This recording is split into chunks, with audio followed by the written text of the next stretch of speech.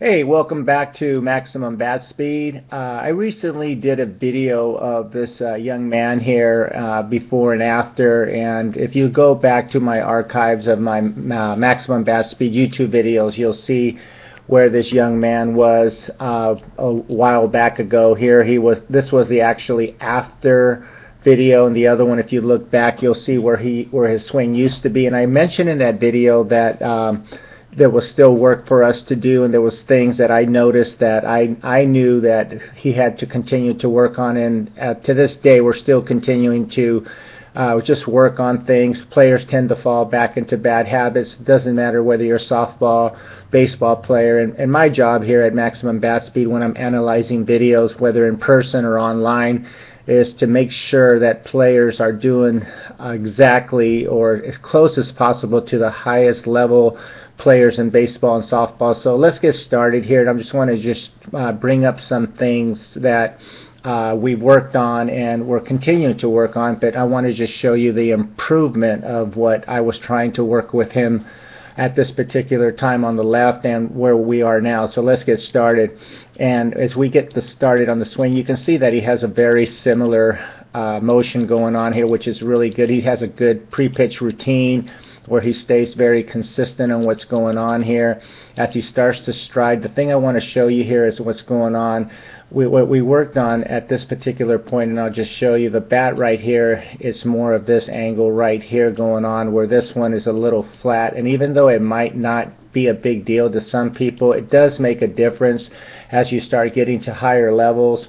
And can you get away with what's going on to the left? Yes, you can, and it's not something major or anything too wrong what's going on the left. But again, I'm trying to get him to have the right angles so he can attack the ball a little quicker, so as he gets to the higher levels he's going to be able to have a quicker bat speed.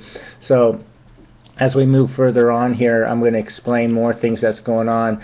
You can see here he gets the toe touch right here and at both swings here, and I mentioned before in the other video that he landed a little bit flat right here, and he's getting better here landing on his toe. You can see that it's not quite so flat, and I mentioned that in the video prior.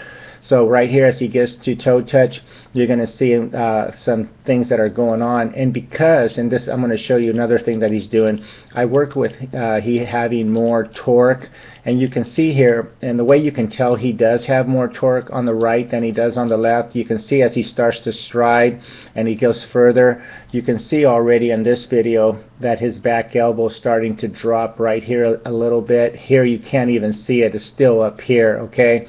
And what I always look for with my players, and I brought this up before, is this: at toe touch I'm always trying to get this shoulder to shoulder to elbow kind of look going on. You can see that he's done so much better here on the right.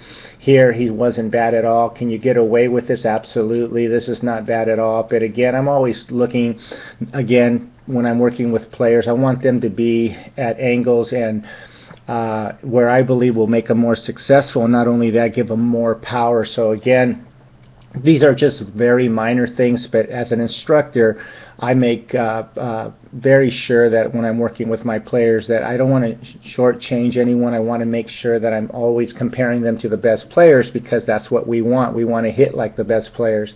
So anyway, those are like some of the things that you can focus on, and you can play this again. You can see though minor important, okay?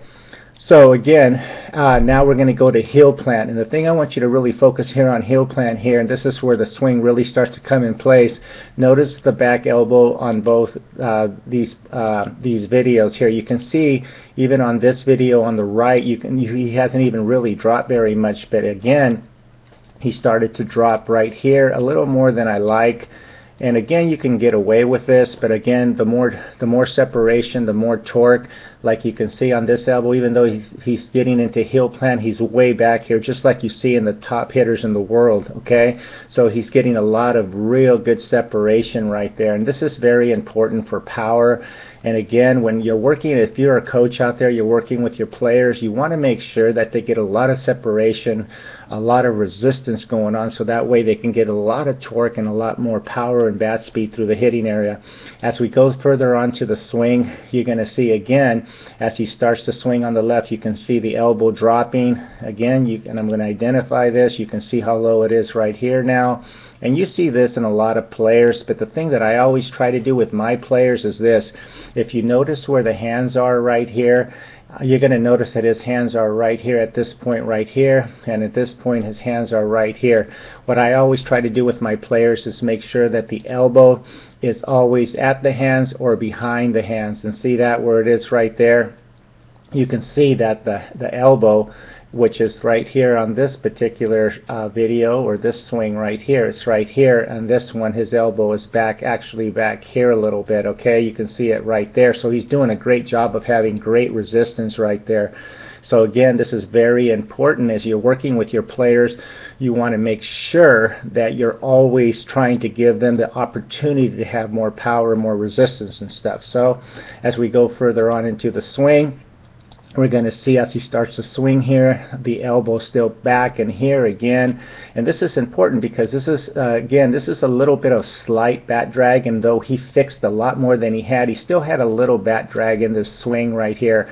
And again, much better than the first video, but again, you can see here where his elbow is back here. Okay, look at all that resistance and all that torque he's getting. And again, as you can see where the hands are right here in this video, and in this video right here his hands are over here. Okay, so again, this is very important when you're working with players, and I'm very much of a perfectionist when it comes to things like this, because all these players that come to me, or whether they email me or contact me or call me, or when I'm speaking to coaches long distance throughout the nation, I'm always telling them all the things that I'm sharing with you on YouTube. I try to share with them on the phone so that they can help their players and their students get better. So hopefully you can take advantage of some of this stuff here that I'm sharing with you. And if you have any questions, please feel free to email me at any time. And again, as we go further onto the swing, you're going to see beautiful connection right here. And by that I mean this. You're going to see that here he is right here with the bat. The bat's coming in the strike zone. His shoulders are right there. Where here, his shoulders are more up here, and you can see that the bat is here. So there's a little bit of disconnection. Again, a lot of players can get away with that. But again, you know, I'm trying to share with you things that are very important. So I think you get the point here, what I'm trying to say here, that there is, mechanics are so important.